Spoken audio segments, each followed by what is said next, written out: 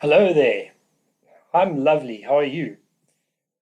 Again, I'm back speaking about controversial issues and, the famous bigot, homophobe, Islamophobe, anti Semites, anything else that I've missed.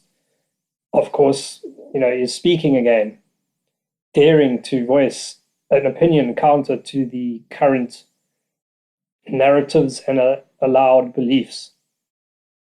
I just want to give a shout out again to Willem Petzer, and he just put a recent video up about this Daniel Friedman controversy around, the most ridiculous kind of stance that Daniel Friedman has, and actually quite sinister, in fact, very sinister, where he's flat out saying the right should be killed. He's in a very formal and official government sanctioned type of meeting. He's just flat out saying it, right? And we must just be killed. Yet, actually, he didn't even need to say that. We know that this is what the press have been kind of implying by omitting very important murder statistics and rape statistics and robbery statistics upon the white people of South Africa. We know that he didn't have to even say it. We know exactly that their followers couldn't mistake the message of their bosses, the Zionist, Bolshevik, or whatever you want to call them, the Joe Slovers, the Helen Suzmans, down to George Soros currently, and then the press, led by Daniel Friedman and his father and his father's mates, who control all the press in the entire country, actually. That same Bolshevik Zionist bastards of a people that are actually attacking us. This is a declaration of war. And it's been made a long time ago, but they're now flat out saying it in language, in verbal language, rather than just suggestions, like Julius Malema coming with, we're going to cut the throat of whiteness and we must slaughter the whites, but not just yet. I mean, this is ridiculous. What, are you fucking people awake? Is there anybody out there that's awake? It's obscene. And actually, the people that are just saying nothing and allowing this to happen are actually part of they're as guilty as the murderers themselves. They are as guilty as the murderers themselves. Because actually they know better. They're more liable than the people who are committing these acts themselves. Traitors. You know, but also where the right has, failed, unfortunately, is realizing the dynamics of power dynamics, and that we don't have the power. Then they haven't exercised any kind of imposing of consequences. They've never imposed their consequences onto these actions, not once. Not even, the consequences are so pathetic. It's all we're doing so far is complaining, and filing legal, arguments, and that whole process is controlled by them anyway. So there is no mechanism by which to impose consequences, and that is basically the art of war, really, because if it's mutually assured annihilation, for example, then obviously both sides have to respect one another. Currently, there's zero consequences from our side, so we don't have mutually assured anything. And of course, that's down to the power dynamics. And we have the power, but just nobody's doing anything. Not one single person is really realistically imposing any consequences on these actions.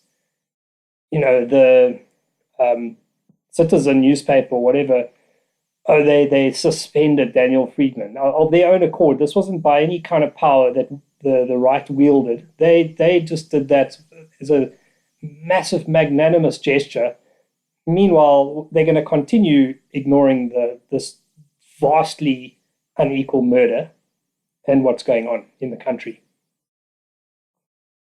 The left, however, have so much power to impose consequences, which also needs to be people need to wake up towards.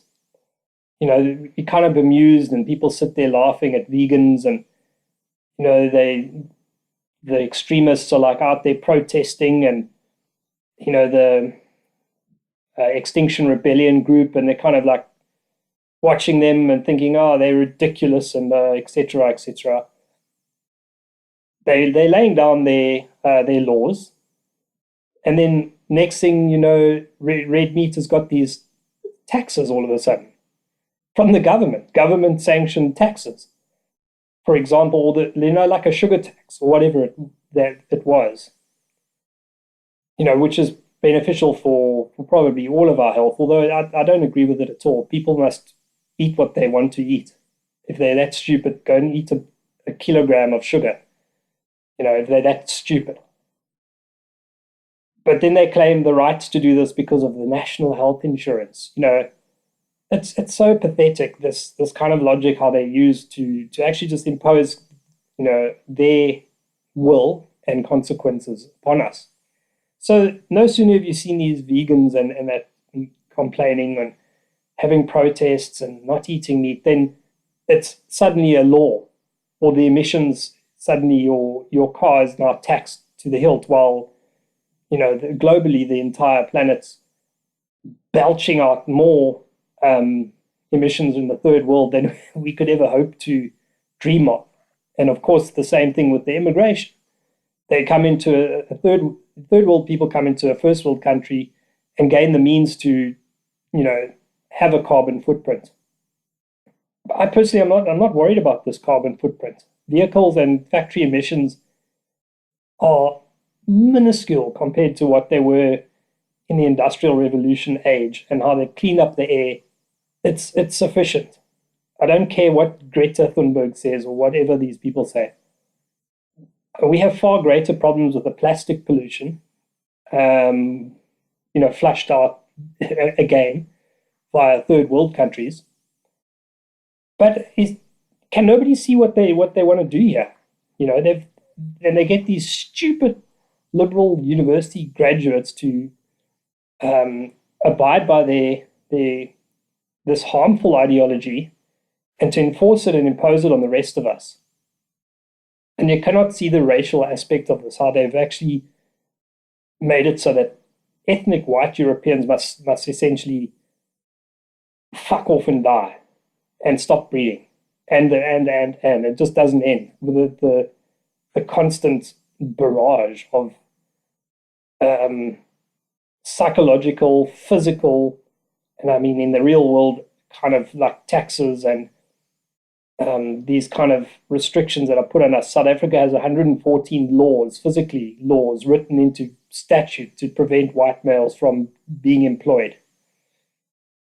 And this just goes on, and nobody ever has a way of imposing a consequence. They don't understand the dynamics as well, because even if they did, refuse to buy Gillette razors or whatever it is because they put adverts that are anti-straight white male, it's impossible to stop it all. Firstly, because your countries have been infiltrated, so you're already outnumbered in your own countries. Globally, we've been outbred, and they've poured them into our actual lands.